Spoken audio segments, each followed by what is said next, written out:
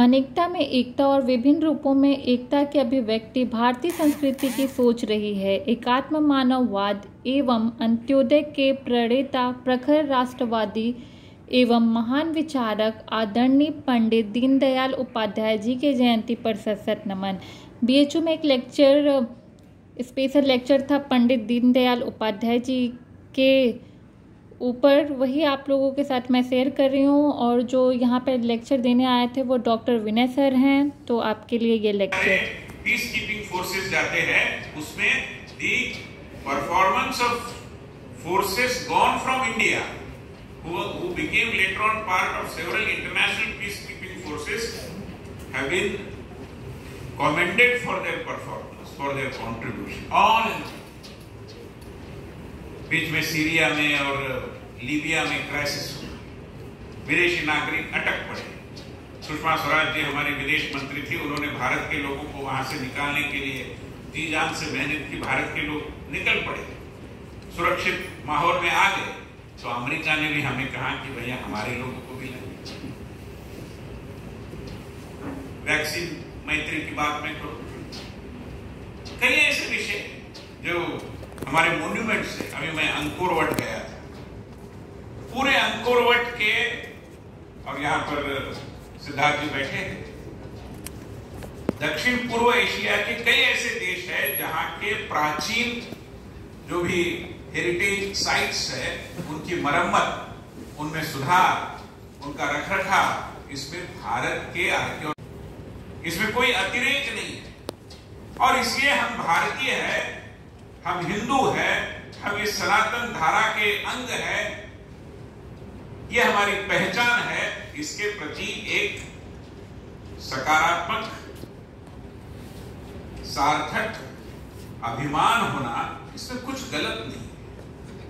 दुर्भाग्यवश हमें यही पढ़ाया गया कि नहीं नहीं ऐसा नहीं, ऐसा कहो, वैसा नहीं, वैसा कहो। मुझे याद है एक प्रसंग, जब 92 के 1992 के काल में ये नारा जब बड़ा मशहूर हो गया था, गर्व से कहो हम हिंदू हैं, तो एक चर्चा हमारे यहाँ महाराष्ट्र के मराठी समाचार पत्रों में चली। उस समय पाठकों के पत्र भी संपादक इस पद्धति से छापते थे कि विरोधी पत्रों को भी स्थान मिलता था। आज जैसा नहीं कि जो एडिटोरियल व्यू को सामने लाते हैं उन्हीं को हम स्थान दें, ऐसी पद्धति उस समय नहीं थी। प्रामाणिकता से पाठकों के पत्र छापे जाते थे और पाठकों के पत्रों के स्तंभ के आधार पर ही चर्चाएं एक दृष्टि से आगे बढ़ती थी। तो किसी एक पत्र लेखक ने लिखा कि हम ये नारा सुन रहे हैं, गर्व से कहो हम हिंदू हैं, but it is utterly illogical, तर्क विसंगत है। क्यों? बोले कि जिस चीज में आपका कोई योगदान नहीं है उसके प्रति क्यों अभिमान होना चाहिए? भगवान आपको एक बुद्ध मतावलंबी, एक इस्लाम का अनुयायी, एक क्राइस्ट का उपासक या एक यहूदी या कुछ भी बना सकता था। संजोग से आप हिंदू घर में जन्मे, तो जो संजोग से हुई बात है उसके प्रति क्यों अभिमान वगैरह होना चाहिए? गर्व से कहो हम हिंदू है, गलत है। उन्होंने कहा कि अच्छा होगा, हम अपने आप को कहते हैं बड़े ऐसे भाव से कि हम कुछ सिखा रहे। उन्होंने कहा अच्छा होगा अगर हम कहते हैं कि गर्व से कहो हम मानव हैं। बड़ी ऊंची बात। दूसरे पत्र लेखक ने लिखा, उसने कहा कि बड़े तर्क की बात कर रहे थे मानव, मगर मानव होने में भी आपका क्या कर्तृत्व है जी?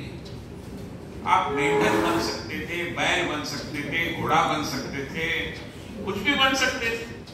भगवान ने एक सोचा और आपको मनुष्य जन्म दिया, तो मानव होने में भी कोई अभिमान रखने का कोई कारण नहीं ना। गर्व से कहो मानव है, ये इतना ही तर्कदुष्ट है जितना गर्व से कहो हम हिंदू है। तो नारा क्या होना चाहिए? महोदय ने कहा इतना कहो कि गर्व से कहो हम है, बाकी कुछ कह नहीं। तो तीसरे पत्र लेखक ने उसने कहा कि मैंने दोनों पत्र पढ़े और दोनों मान्यवर बड़े, जैसे वकील अपनी भूमिका रखता है वैसे आर्ग्यू कर रहे थे, मगर दोनों को इसका विस्मरण हुआ है कि मनुष्य जो डॉक्टर विनय सर का आपने लेक्चर सुना होगा, ये जो लेक्चर था, ये टॉपिक था cultural nationalism and India soft power. जो ही आप ऐसे देखते देखते निकलिएगा, हम अपने वीडियो में और सबको बहुत अच्छा लगा, बहुत कुछ जानने को मिला। चलो खाने के लिए और बस ऐसे ही सर आते रहे और अपना मार्गदर्शन हम लोग को कराते जाएं। जूही सिंह यहाँ पर कुछ खाने पीने का स्टॉल लगा था, देख सकते हैं। यहाँ पर सारे स्कॉलर्स, प्रोफेसर, अच्छा खाने पीने का इंतज़ाम था। चाय आप देख सकते हैं, प्लेट सैंडविच। तो ओवरऑल जो पंडित दीनदयाल उपाध्याय का यहाँ पे एक लेक्चर, स्पेशल लेक्चर ऑर्गेनाइज किया था, वो आपके लिए मैंने शेयर किया है। तो ज़्यादा से ज़्यादा इसे शेयर कीजिए। Thank you.